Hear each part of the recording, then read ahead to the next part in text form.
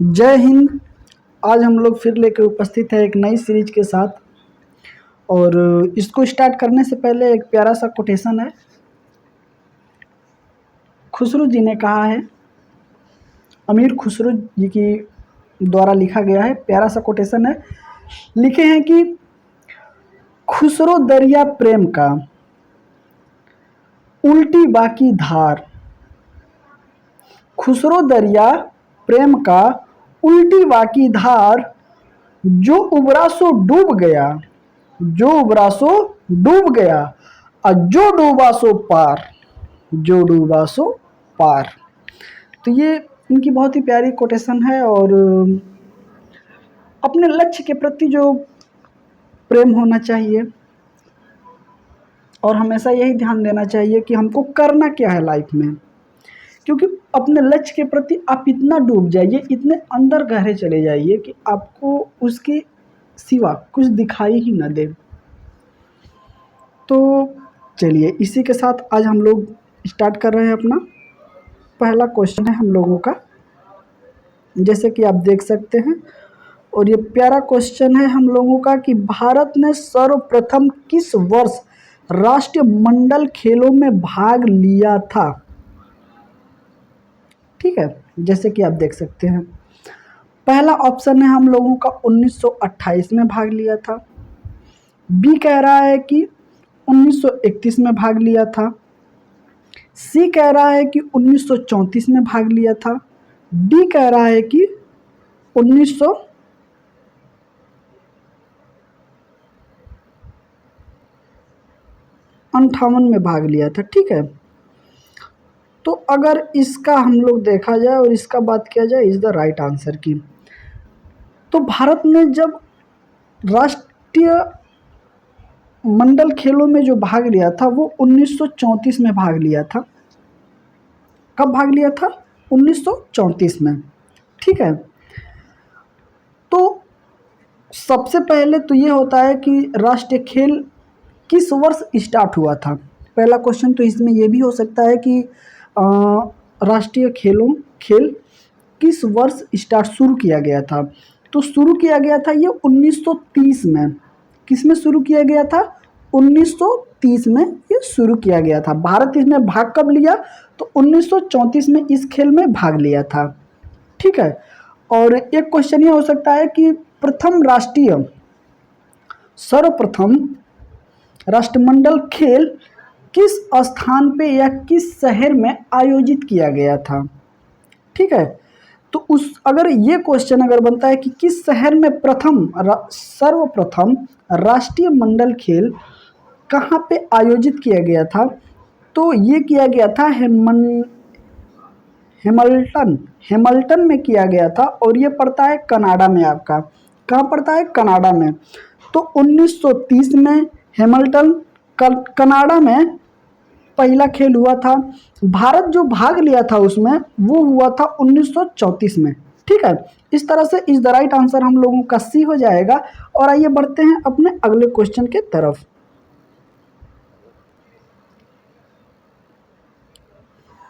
अगला क्वेश्चन ये कह रहा है कि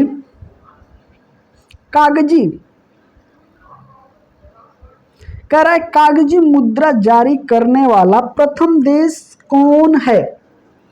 प्रथम देश जो वो कौन है? चीन है, ब्रिटेन है, जापान है, अमेरिका है। तो अगर कागज की मुद्रा की बात की जाए, किसकी बात की जाए? मुद्रा की बात की जाए, तो कागज की मुद्रा सबसे पहले जो जारी देश किया था वो है चीन। तो इसका is the right answer A हो जाएगा, चीन।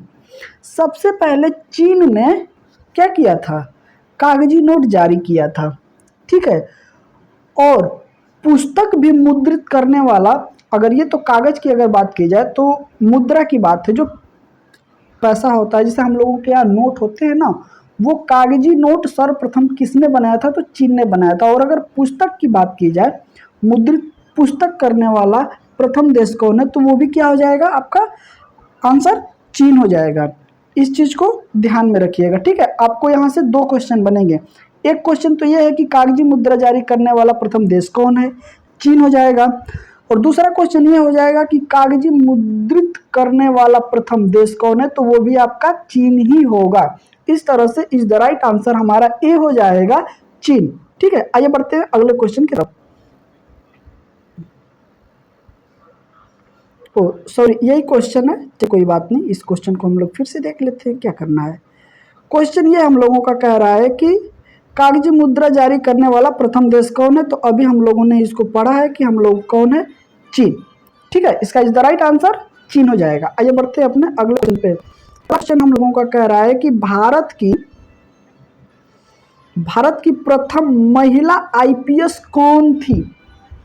ठीक है, तो अगर इसका बात की जाए तो ए कह रहा है अन्ना जॉर्ज, बी कह रहा है लीला सेठ, सी कह रहा है फातिमा बीबी और डी कह रहा है किरण बेदी। तो अगर बात की जाए आईपीएस की, ठीक है, इंडियन पुलिस सर्विस, ठीक है, तो इसका इज द राइट आंसर की अगर बात की जाए तो इसका इज द राइट आंसर हो जाएगा डी। क्या हो जाएगा, डी। क्या हो जाएगा, किरण बेदी। आंसर क्या हो जाएगा, किरण बेदी। भारत के प्रथम महिला आईपीएस किरण बेदी। भारत के प्रथम आईएएस, अगर आईएएस की बात करेगा तो अन्ना जॉर्ज हो जाएगा। क्या हो जाएगा, अन्ना जॉर्ज। अगर आईएएस की बात की जाए, किसका बात की जाए, आईएएस की बात की जाए तो ये हो जाएगा इनका आईएएस। आईएएस हो जाएगा अन्ना जॉर्ज। सुप्रीम कोर्ट की प्रथम महिला न्यायाधीश, ठीक है, सुप्रीम कोर्ट की ये हो जाएंगी क्या, आईएएस। ये हो जाएंगे सुप्रीम कोर्ट इंडियन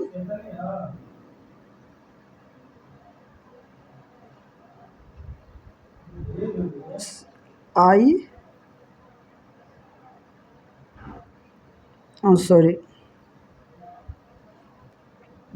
तो ये हो जाएंगे हम लोगों का क्या हो जाएगा, सुप्रीम कोर्ट की जज। ठीक है, सुप्रीम कोर्ट की एससी,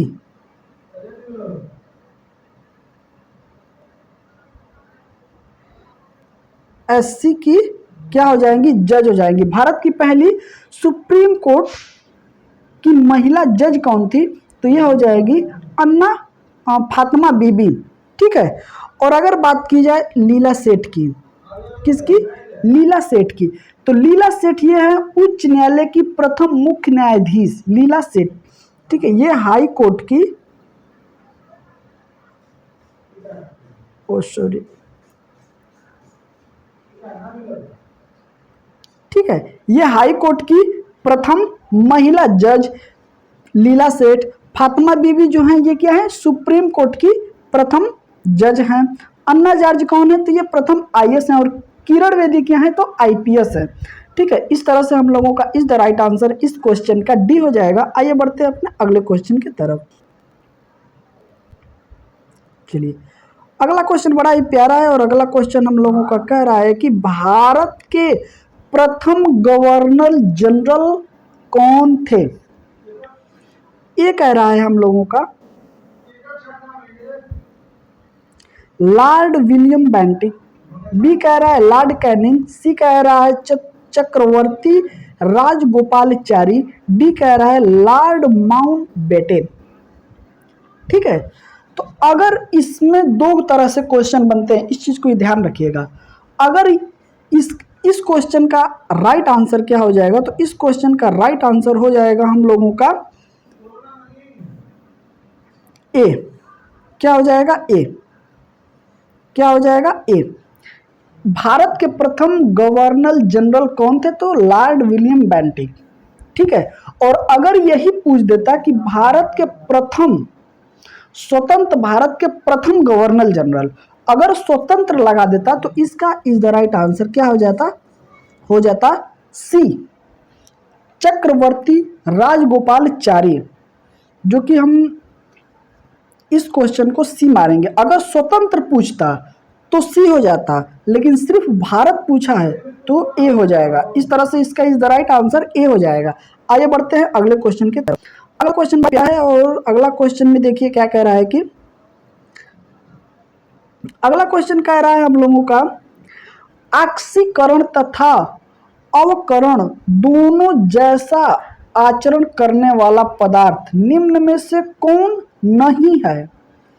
इस चीज को आप लोग ध्यान रखिएगा, इसमें ये पूछ रहा है कि कौन सा ये नहीं है, ठीक है, इसको जरूर आप लोग ध्यान में रखिएगा कि नहीं पूछ रहा है। ऑप्शन नंबर ए कह रहा है कि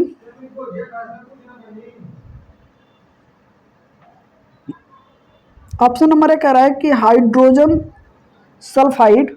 ऑप्शन नंबर बी कह रहा है hydrogen peroxide. Option number C कह रहा है सल्फर डाइऑक्साइड। और ऑप्शन नंबर डी कह रहा है नाइट्रिक अम्ल। ठीक है, तो नहीं पूछ रहा है, तो नहीं में इसका इज द राइट आंसर हो जाएगा। जो होगा वो तीनों होंगे, और जो नहीं होगा वो होगा नाइट्रिक अम्ल। क्या हो जाएगा? नाइट्रिक अम्ल। इसका इज द राइट आंसर हो जाएगा डी। क्या हो जाएगा? डी। तो ऑक्सीकरण तथा अवकारक दोनों जैसा आचरण करने वाला पदार्थ होते हैं। क्या होते हैं? तो हाइड्रोजन सल्फाइड होते हैं, हाइड्रोजन पेरोक्साइड होते हैं, तथा सल्फर डाइऑक्साइड होता है। मतलब ये तीनों के तीनों जो हैं, ये तीनों के तीनों क्या हैं? होंगे। ठीक है, ये तीनों के तीनों होंगे। जो नहीं होगा वो होगा नाइट्रिक अम्ल, ये नहीं होता है। ठीक है, तो इसका इज द राइट आंसर हो जाएगा डी। आइए बढ़ते हैं अपने अगले क्वेश्चन की तरफ। और क्वेश्चन बड़ा ही प्यारा है हम लोग को, सॉरी,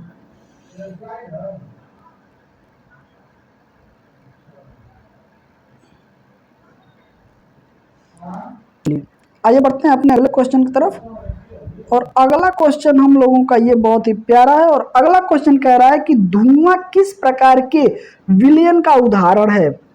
ठीक है, जो धुआं है वो किस प्रकार के विलयन का उदाहरण है। ए, ठोस में गैस, गैस में ठोस, द्रव में गैस में द्रव, और गैस में गैस। ठीक है, तो इसका इज द राइट आंसर की अगर बात की जाए तो इसका is the right answer B हो जाएगा। क्या हो जाएगा? बी। गैस में ठोस, गैस में ठोस। धुआं गैस में ठोस का विलयन का उदाहरण है, जबकि वायु गैस में गैस का, वायु जो होता है वो गैस में गैस का, और कोहरा जो होता है वो गैस में द्रव का उदाहरण है। ठीक है, धुआं क्या है? तो गैस में ठोस, गैस वाले में ठोस है, पहली बात। और अगर वायु की बात की जाए तो ये गैस में गैस है। वायु किस में आएगा? तो वायु आ जाएगा आपका गैस में गैस, ये क्या हो जाएगा? तो वायु हो जाएगा। ठीक है, कोहरा, कोहरा की अगर बात की जाए तो ये गैस में द्रव है, गैस में द्रव है, ये क्या हो जाएगा? कुहरा, कुहरा। ठीक है, तो जैसे कि धुआं का हम लोग जानते हैं गैस में गैस, वायु में गैस में गैस, कोहरा में गैस में द्रव। इस तरह से इज द राइट आंसर इसका बी हो जाएगा। आइए बढ़ते हैं अपने अगले क्वेश्चन की तरफ। अगला क्वेश्चन हम लोगों का कह रहा है कि स्थिर ताप पर गैस की नियत मात्रा का आयतन किसके दाब के व्युत्क्रमानुपाती होता है? यह नियम कहलाता है। जो स्थिर ताप पर गैस की नियत मात्रा का आयतन उसके दाब के व्युत्क्रमानुपाती होता है, मतलब उल्टा होता है। यह नियम क्या कहलाता है? ठीक है, यह नियम क्या कहलाता है? ए कह रहा है कि बॉयल का नियम, बी कह रहा है चार्ल्स का नियम, डी कह रहा है अवोगाड्रो का नियम, और डी कह रहा है पाउली का नियम। ठीक है, तो अगर इसका बात की जाए आंसर की तो इसका इज द राइट आंसर हो जाएगा ए। क्या हो जाएगा इसका इज द राइट आंसर? ए।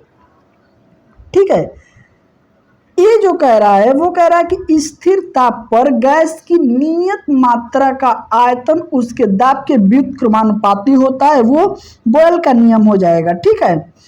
और चार्ल्स का जो नियम है वो कह रहा है कि स्थिर दाब पर गैस किसी गैस का नियत मात्रा का आयतन उसके तापमान का सीधा अनुपाती होता है।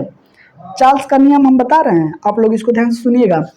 स्थिर दाब पर किसी गैस का नियत मात्रा का आयतन उसके परम ताप का सीधा अनुपाती होता है। ठीक है। तो इस तरह से इस क्वेश्चन का is the right answer A हो जाएगा। आइए बढ़ते हैं अपने अगले क्वेश्चन की तरफ। अगला क्वेश्चन ये कह रहा है हम लोगों का कि ब्रह्मांड में सर्वाधिक तत्व पाया जाने वाला तत्व कौन सा है। ब्रह्मांड में सर्वाधिक तत्व पाए जाने वाला कौन सा तत्व है। ठीक है। तो अगर इसका देखा जाए तो ए कह रहा है हाइड्रोजन, बी कह रहा है नाइट्रोजन, डी कह रहा है ऑक्सीजन और सी कह रहा है ऑक्सीजन, डी कह रहा है हीलियम। ठीक है। ए कह रहा है हाइड्रोजन, बी कह रहा है नाइट्रोजन, सी कह रहा है ऑक्सीजन और डी कह रहा है हीलियम। ठीक है। तो इसका इज द राइट आंसर की अगर बात की जाए तो आप लोग जानते हैं कि इसका इज द राइट आंसर हो जाएगा ए।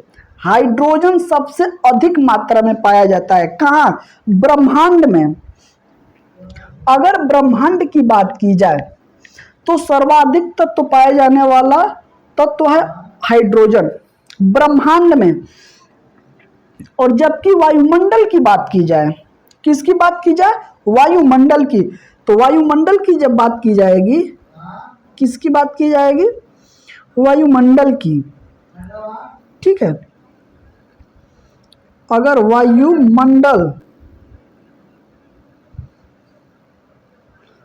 वायुमंडल की बात की जाए तो उसमें नाइट्रोजन आ जाएगा।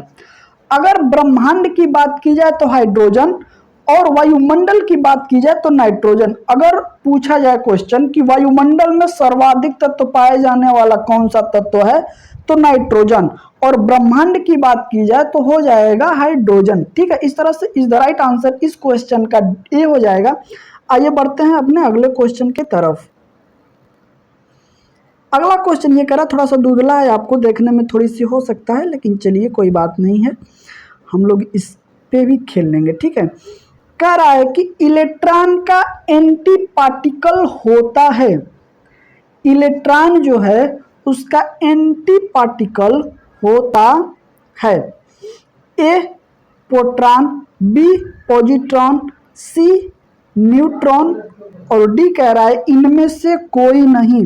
तो आपको बता दें कि इसका इज द राइट आंसर हो जाएगा हम लोगों का बी। क्या हो जाएगा? B positron. क्या हो जाएगा? पॉजिट्रॉन। अच्छा, इलेक्ट्रॉन की अगर बात की जाए तो इलेक्ट्रॉन की खोज कब हुई थी और किसने खोजा था? यह भी क्वेश्चन बन सकता है कि इलेक्ट्रॉन की खोज किस वर्ष में हुआ था। तो आपको बता दें कि इलेक्ट्रॉन की खोज ये 1897 में हुआ था। और इसको किसने खोजा था? ठीक है। खोजकर्ता की अगर बात की जाए तो जे थॉमसन। कौन है इसके? J Thomson. ठीक है। अगर इलेक्ट्रॉन की बात की जाए तो वो क्या होता है? उस पे माइनस का चिन्ह लगा होता है। ठीक है। निगेटिव पोजीशन में ये होता है। क्या होता है? निगेटिव चार्ज इस पे लगे होते हैं। तो इलेक्ट्रॉन क्या होता है? निगेटिव होता है। ठीक है। इस चीज को याद रखिएगा, इलेक्ट्रॉन निगेटिव होता है। इलेक्ट्रॉन का खोज जे थॉमसन ने किया था। किस वर्ष में किया था? तो 1897 में किया गया था। इस तरह से इस क्वेश्चन का is the right answer B हो जाएगा। आइए बढ़ते हैं अपने अगले क्वेश्चन के तरफ।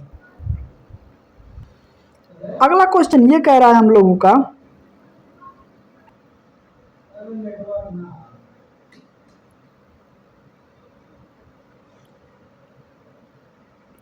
अगला क्वेश्चन कह रहा है कोका कोला जैसे पेय पदार्थों में किस अम्ल की उपस्थिति के कारण खट्टा स्वाद का अनुभव होता है? अभी ये बहुत, जैसे गर्मी हम लोगों की अभी बीती है, भी जस्ट अभी भी इस समय भी चल रहा होगा, लेकिन अब तो ठंडी का मौसम आ गया है। तो जैसे कि होता है ना, जो हम लोग Coca Cola, Thums Up, Pepsi या फिर स्प्राइट या अन्य कोई भी जितने भी कोल्ड ड्रिंक होते हैं, उसमें जो पेय पदार्थ होता है, ठीक है, अम्ल की उपस्थिति के कारण जो खट्टा स्वाद अनुभव होता है, या जो फिर अंदर से, अब जैसे भोजपुरी में अगर देखा जाए तो जिसको बोलते हैं ना, पीने के बाद ढेकार जो आती है, ठीक है, खट्टापन, वो किसका अनुभव होता है? ठीक है, तो ये क्वेश्चन है हम लोगों का। ए कह रहा है कि फास्फोरिक अम्ल, बी कह रहा है लैक्टिक अम्ल, सी कह रहा है आर्जेलिक अम्ल, डी कह रहा है नाइट्रिक अम्ल। ठीक है, तो इसका इज द राइट आंसर की अगर बात की जाए, ठीक है, तो इसका इज द राइट आंसर हो जाएगा ए। क्या हो जाएगा? ए, फास्फोरिक अम्ल। क्या हो जाएगा? फास्फोरिक अम्ल। लैक्टिक अम्ल की बात की जाए तो ये खट्टा दही दूध में आता है। ठीक है, जब आपकी दही खट्टी हो जाएगी या दूध आपका फट जाएगा या फिर वो खट्टा हो जाएगा, तो उसमें आपका खट्टा का स्वाद आएगा। वो किस कारण आएगा? तो वो आएगा लैक्टिक अम्ल के कारण, दूध और दही में। ठीक है, आर्जेलिक अम्ल की अगर बात की जाए तो पालक, पालक हम लोग सब लोग खाते हैं, पालक का साग होता है, पालक पनीर होती है, बहुत सारे पालक के चीज़ें बनते हैं, तो उसमें जो होता है दाल भी बनती है। ठीक है, तो उसमें आएगा हम लोगों का पालक में जो खट्टा स्वाद का जो अनुभव होता है वो आर्जेलिक अम्ल के कारण होता है। ठीक है, नाइट्रिक अम्ल ये फिटकरी या सोरा, फिटकरी या सोरा के कारण होता है। ठीक है, तो इस क्वेश्चन का is the right answer A हो जाएगा। आइए बढ़ते हैं अपने अगले क्वेश्चन की तरफ। अगला क्वेश्चन हम लोगों का ये कह रहा है कि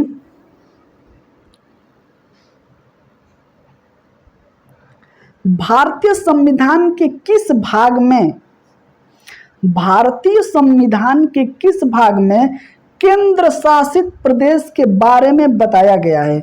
जो यूटी होते हैं, ठीक है, यूटी होते हैं ना, केंद्र शासित प्रदेश, उसके बारे में बताया गया है। तो ये कह रहा है कि भाग 7 में, भाग 8 में, भाग 9 में और भाग 10 में। ठीक है, तो इसका इज द राइट आंसर की अगर बात की जाए कि यह किस में बताया गया है, ठीक है, तो ये बताया गया है आपका भाग 8 में। किस में बताया गया है? भाग 8 में। इस क्वेश्चन का is the right answer B हो जाएगा। ठीक है, अगर संविधान के भाग 8 के बारे में बात की जाए तो आप देख ही रहे हैं कि केंद्र शासित प्रदेश के बारे में बताया गया है, जबकि भाग 9 के बारे में अगर देखा जाए तो यह पंचायत से संबंधित होगा। भाग 9 किससे संबंधित होता है? तो पंचायत से संबंधित हो जाएगा। ठीक है, और भाग,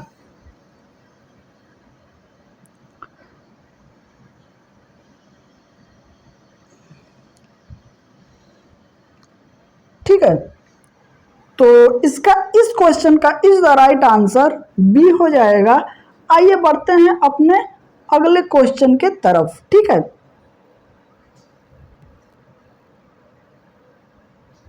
चलिए, बहुत ही प्यारा क्वेश्चन है हम लोगों का। आगे आगे अगला क्वेश्चन ये कह रहा था कि भारतीय संविधान के किस अनुच्छेद के अनुसार राज्य विधान परिषद बनाई या समाप्त की जाती है? देख रहे हैं कैसा क्वेश्चन है। ए कह रहा है कि अनुच्छेद 167, बी कह रहा है अनुच्छेद 168, सी कह रहा है अनुच्छेद 169 और डी कह रहा है अनुच्छेद 170। अगर इसमें देखा जाए तो इसका is the right answer C हो जाएगा। क्या हो जाएगा? सी हो जाएगा। ठीक है, 169 के तहत या तो विधान परिषद राज्य में बनाई जाती है या समाप्त की जाती है। ठीक है, इसका is the right answer C हो जाएगा। ठीक है, विधान परिषद के सृजन अथवा समापन का प्रस्ताव कुल सदस्य के 1/3 बहुमत से पारित कर दे तो। ठीक है, अगर जो राज्य में विधान परिषद का सृजन अथवा समापन अगर हो रहा है तो सदस्य, कुल सदस्य के 2/3, ठीक है, 2/3 बहुमत द्वारा पारित कर दे तो भारत की संसद उस राज्य में विधि के द्वारा विधान परिषद का सृजन चाहे समापन दोनों कर सकती है। अगर आपको विधान परिषद का बनाना है तो भी कुल सदस्य का 2/3, कितना, 2/3 सदस्य का प्रस्ताव में चाहिए, बहुमत चाहिए, तो क्या होगा, विधान परिषद बन जाएगी। और अगर समाप्त भी करना होगा तो सेम यही प्रक्रिया अपनाई जाएगी। 169 के तहत 2/3 सदस्य का बहुमत से ये चीजें समाप्त की जा सकती हैं किसी भी राज्य के। ठीक है, तो इस तरह से हमारा is the right answer C हो जाएगा।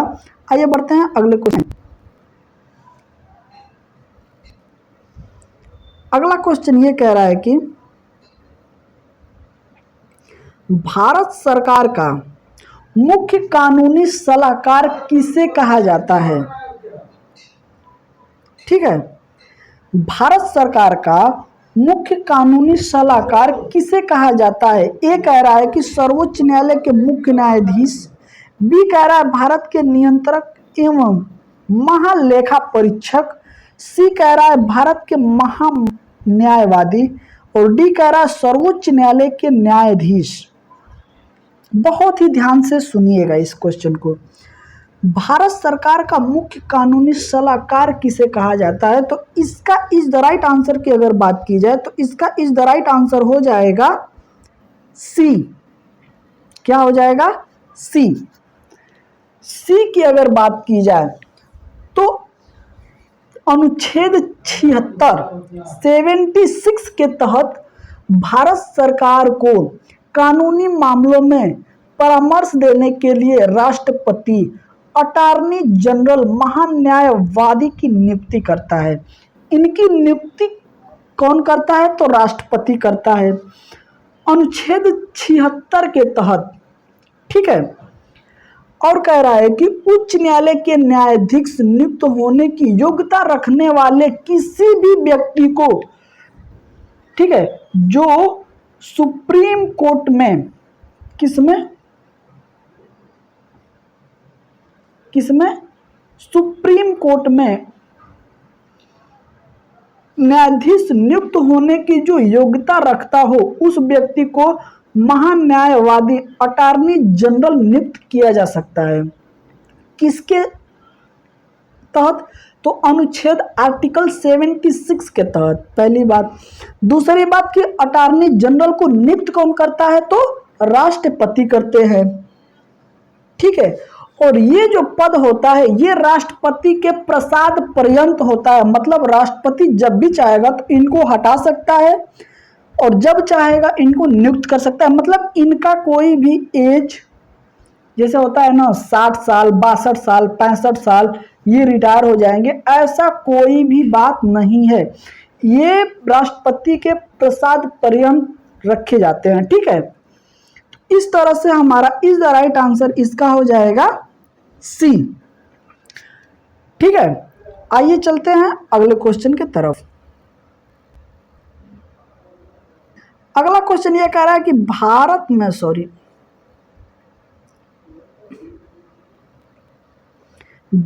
में अवशिष्ट शक्तियां निहित की गई हैं। ठीक है, किसमें निहित की गई हैं, केंद्रीय सरकार, राज्य सरकार, स्थानीय सरकार, ए और बी दोनों में। क्या कह रहा है, ए और बी दोनों में। ठीक है, तो भारत में अवशिष्ट शक्तियां निहित की गई हैं, तो कहाँ की गई हैं? केंद्र सरकार में। कहाँ की गई हैं? केंद्र सरकार में। इस क्वेश्चन का इज द राइट आंसर हो जाएगा ए। भारत में अवशिष्ट शक्तियां केंद्र सरकार में निहित की गई हैं। संविधान के आर्टिकल 248 के अनुसार, अनुच्छेद 248 के अनुसार, ठीक है, अवशिष्ट शक्तियां अर्थात ऐसे विषय पर जो संघ राज्य समवर्ती सूची में शामिल नहीं है, विधि बनाने की शक्ति संघीय विधानमंडल में निहित होगी। ठीक है, तो किसमें निहित है? इसका हम लोगों का आंसर हो जाएगा ए, केंद्रीय सरकार में निहित है। ठीक है, इसका is the right answer A हो जाएगा। आइए बढ़ते हैं अपने अगले की तरफ। और अगला क्वेश्चन हम लोगों का कह रहा है,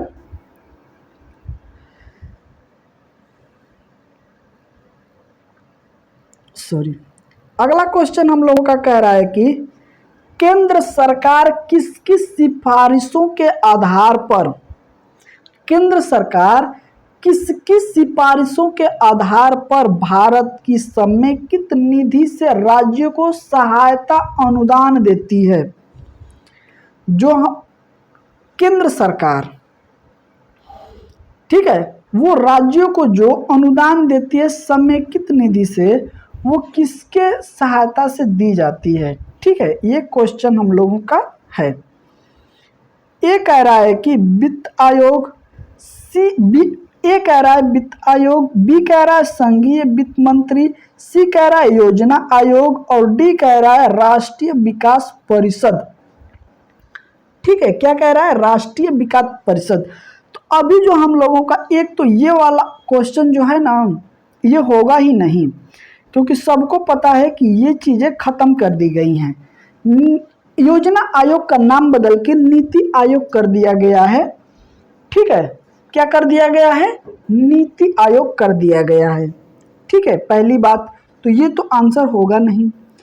आइए चलते हैं कि इसका आंसर क्या होगा। अगर आंसर की बात की जाए तो हो जाएगा इसका is the right answer A, वित्त आयोग।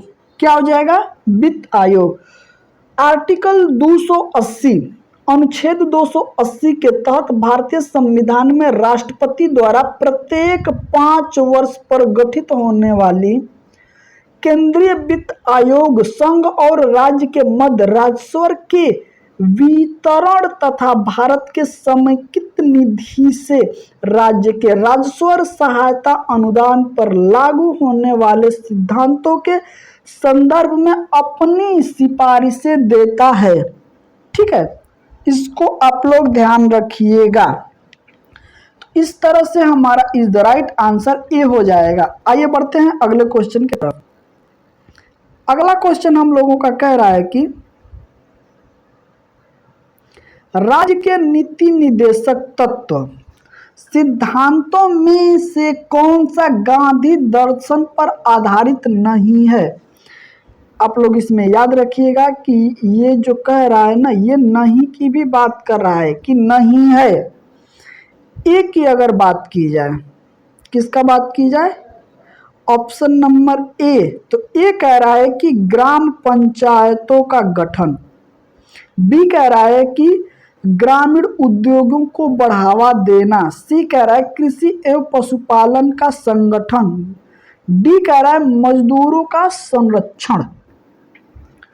तो अगर गांधी जी की बात की जाए, गांधीवाद जी, जो गांधी जी के विचार थे वो राज्य के नीति निर्देशक तत्व, तो सबसे पहले तो संविधान के भाग 4 में, किसमें? भाग 4 में राज्य के नीति निर्देशक तत्व का रखा गया है। अनुच्छेद ये 36 से लेके 51 तक है। कितना है? 36 से लेके 51 तक है। अगर गांधीवादी की बात की जाए, ठीक है, तो ग्राम पंचायतों का, ठीक है, गठन, ग्राम पंचायतों के गठन के पक्ष में गांधी जी थे। ठीक है, किसके? गांधी जी थे अनुच्छेद 40 के तहत। अनुच्छेद 40 में कहा गया है कि ग्राम पंचायतों का जो गठन है वो गांधीवादी के विचारधारा के अनुसार है, या आप जो भी कह लीजिए, मतलब ये गांधीवादी जो दर्शन पर आधारित है, ग्राम पंचायतों का गठन है, तो ये सही है, तो ये तो होगा नहीं। दूसरा कह रहा है कि ग्रामीण उद्योग को बढ़ावा देना, बिल्कुल है, ये भी सही है, गांधी जी इसके भी पक्ष में थे। ठीक है। सी कह रहा है कि कृषि एवं पशुपालन का गठन। आप भी जानते हैं कि जब हमारा देश आजाद हुआ था तो उस समय कृषि और पशुपालन का, इन दोनों उद्योगों का, ये दोनों कार्यों का हमारे देश में लगभग 60% से ऊपर, मतलब आपको 70% आप मान लीजिए कि इन दोनों का हिस्सा उसमें था। इसीलिए जो हमारी पहली पंचवर्षीय योजना जो आई थी 51 से लेकर 56 में, उसमें सबसे ज्यादा अगर किसी पे ध्यान दिया गया था तो कृषि पे दिया गया था। तो ग्राम पंचायतों का गठन है, ग्रामीण उद्योग को बढ़ावा देना है, कृषि एवं पशुपालन का गठन ये भी है। जो गांधीवादी के दर्शन में नहीं था वो है मजदूरों का संरक्षण। तो इस तरह से इसका इज द राइट आंसर हो जाएगा हम लोगों का डी। क्या हो जाएगा? डी। डी में नहीं कहा गया है। ठीक है।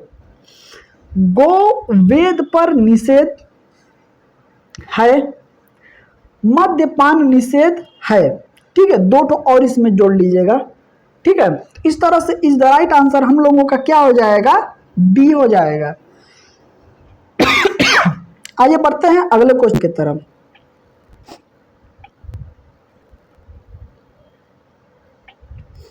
अगला क्वेश्चन हम लोगों का कह रहा है कि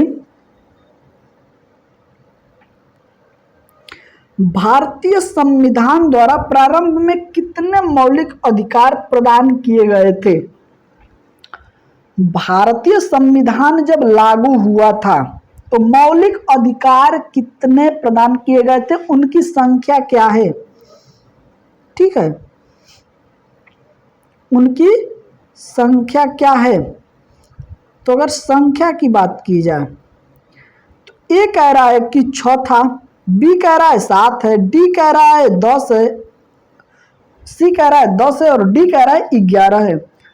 अगर मौलिक अधिकार की बात की जाए तो इसको रखा गया है संविधान के भाग 3 में। पहली बात, संविधान लागू कब हुआ था? संविधान लागू कब हुआ था? ठीक है, तो ये हुआ था 26 जनवरी 1949 को। कब हुआ था? 26 नवंबर 1949 को संविधान हमारा लागू किया गया था, लेकिन उसको पूर्ण रूप से जो लागू किया गया था वो 26 जनवरी 1950 है। ठीक है, तो शुरू में जो संविधान में मौलिक अधिकार दिए गए थे वो था 7 मौलिक अधिकार। संविधान के भाग 3 में है। यह 12 से लेकर 35 तक अनुच्छेद में इसकी चर्चा की गई है। तो अभी वर्तमान में 6 हैं और शुरू में क्या था? 7 था, तो इसको हटा दिया गया। तो जो लागू किया गया था वो क्या था?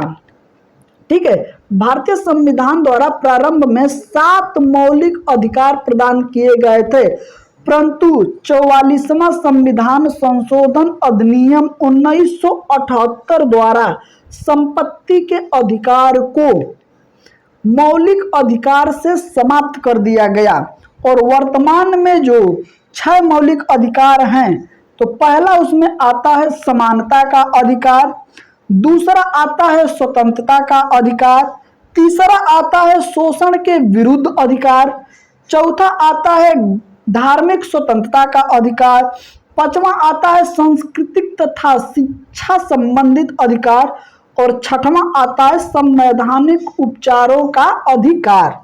ठीक है, तो इसका इज द राइट आंसर की अगर बात की जाए तो इसका इज द राइट आंसर हो जाएगा हम लोगों का बी, कि संविधान जब शुरू हुआ था या संविधान जब लागू हुआ था तो मौलिक कर्तव्य प्रारंभ में कितने थे, तो 7 थे। ठीक है, इस तरह से इसका is the right answer B हो जाएगा।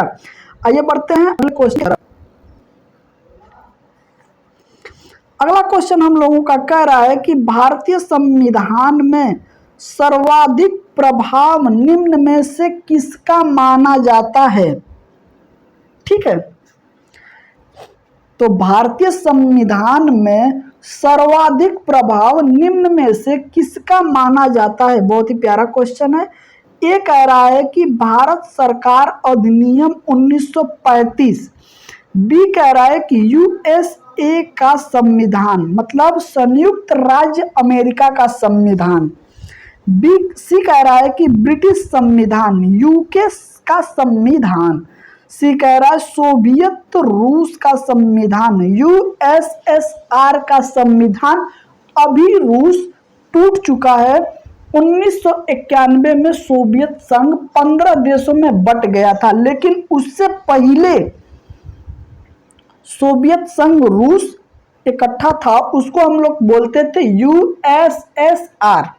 ठीक है, तो अगर इसका बात की जाए कि सबसे प्रभावशाली कौन है, ठीक है, तो आप लोग भी जानते हैं कि सबसे प्रभावशाली भारत सरकार अधिनियम 1935 है।